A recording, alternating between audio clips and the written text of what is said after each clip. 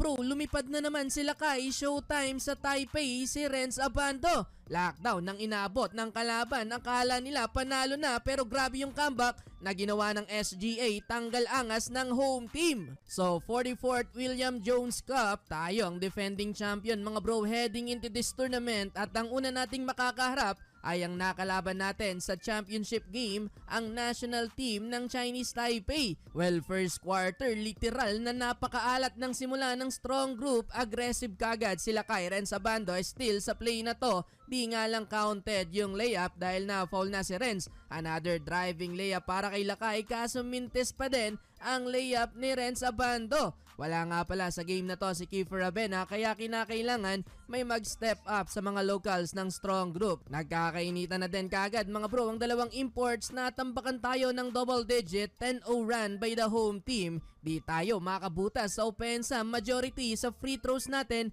nakakuha ang first 5 points. Kabaliktaran naman sa kabila dahil tuloy-tuloy lang ang paggana nila sa opensa. Last 2 minutes nang finally nakabutas na din tayo ng field goal pero yan lang ang kaya sa isang basket ng strong group sa first quarter. Kaya naman tambak tayo ng 12 points, 19-7. Start of second quarter, napa-quick timeout kaagad ang Chinese Taipei matapos tong knockout play na ginawa ng strong group. Eto, Ian Miller, delikado ang lagay ng madulas mga bro matapos atakihin ang depensa ng kalaban. Well, a little momentum para sa SGA, turnover ng home team na nauwi sa easy dunk ni Andre Robertson sa play.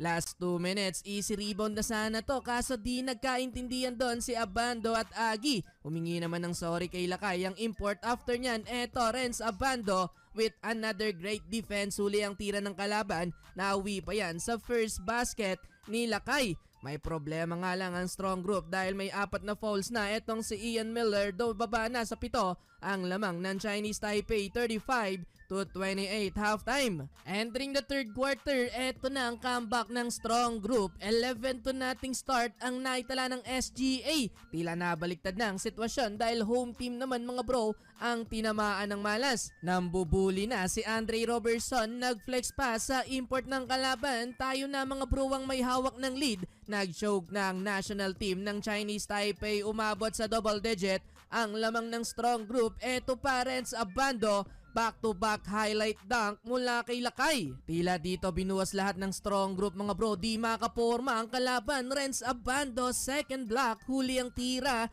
ng kalaban. Grabe yung impact ni Lakay sa quarter na to mga bro kung saan tinapos niya ang quarter na may 7 points, pumahabol pa ng 3, 26-3 run by the strong group to end the third quarter.